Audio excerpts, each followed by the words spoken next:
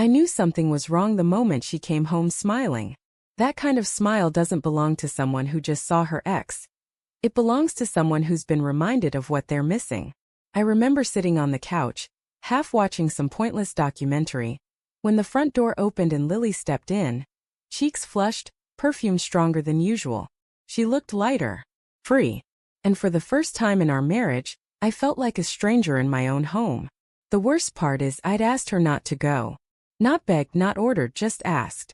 "It's weird, Lily," I said the night before, trying to sound calm. "Why would you want to go to a party thrown by your ex? Even if it's just friends, it's not right." She laughed it off. "You're being dramatic, Ryan. It's a group event, not a date. I told you we ended things years ago. He's with someone else now." Her tone had that edge, the one that made me feel like a jealous teenager instead of her husband. I dropped it. I wanted to trust her. I really did. So when she walked in that night smiling like that, I forced a smile back. "How was it?" I asked, voice too casual, too careful. "It was fun," she said, kicking off her heels.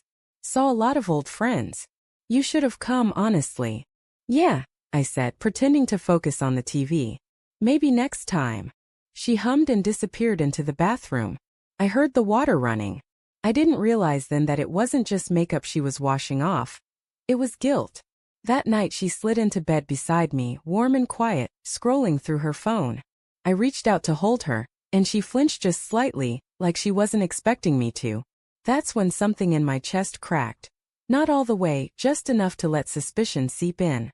The next morning she was up early, humming while she made coffee. I couldn't shake it. "So who all was there last night?" I asked. She listed names. People I knew, a few I didn't. I waited for his name, Ethan. The ex. She skipped it. I noticed. "Was Ethan there?" I asked. She hesitated just long enough. "Yeah," she said finally. "But it was no big deal, Ryan." "Seriously?" I nodded, pretending to believe her.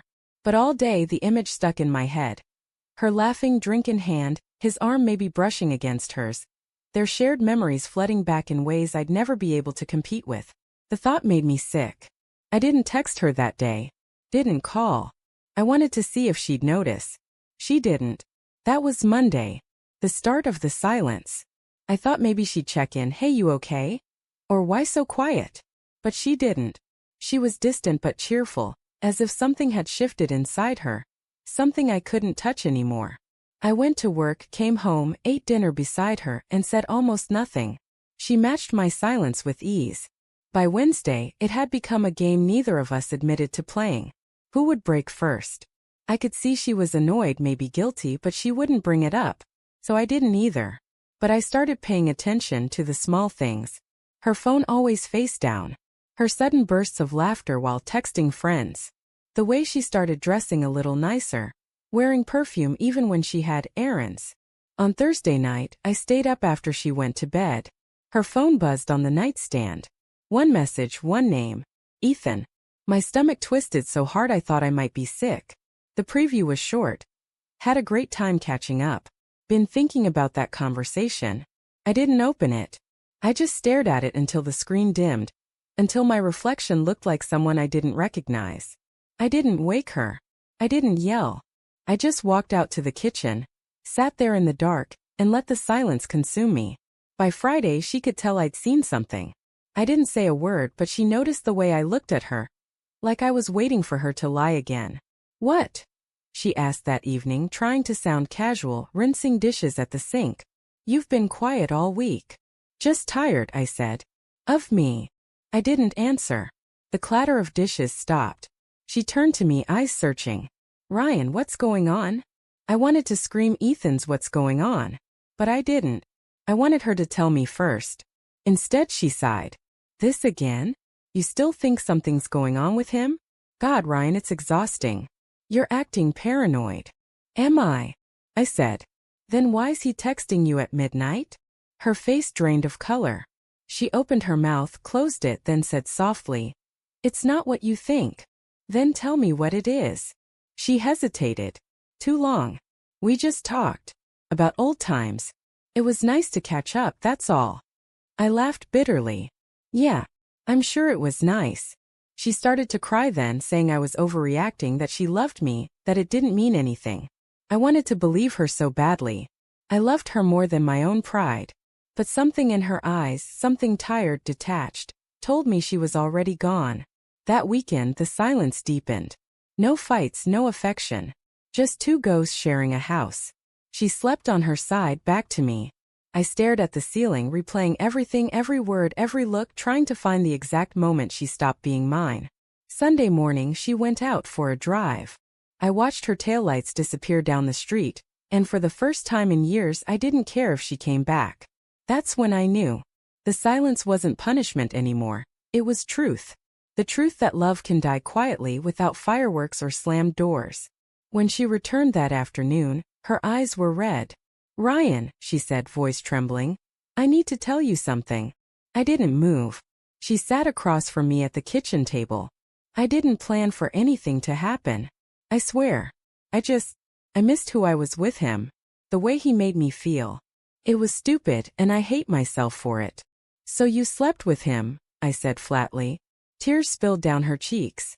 She didn't deny it. There's a strange kind of calm that comes with confirmation. It's not rage or heartbreak, it's relief. The guessing ends. The hope dies cleanly. I just nodded and stood up. She reached for me, but I stepped back. "Please," she whispered. "Say something." "I did," I said quietly. "A week of silence, remember?" She sobbed then, real messy sobs that shook her whole body. But I couldn't comfort her. Not this time.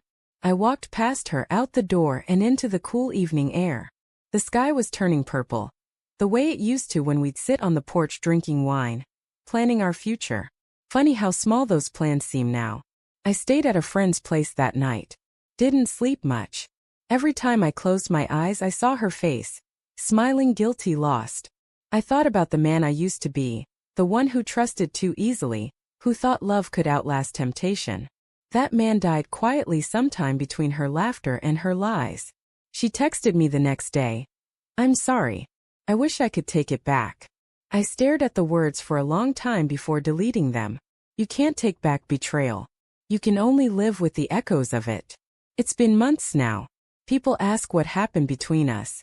I tell them the truth, but not all of it. I tell them she made a mistake and I couldn't forgive it. But what I don't say is this. Sometimes it's not the betrayal that breaks you. It's the moment you realize the person you loved stopped trying long before they crossed the line. That week of silence didn't just expose her secret. It exposed mine too, that deep down I already knew.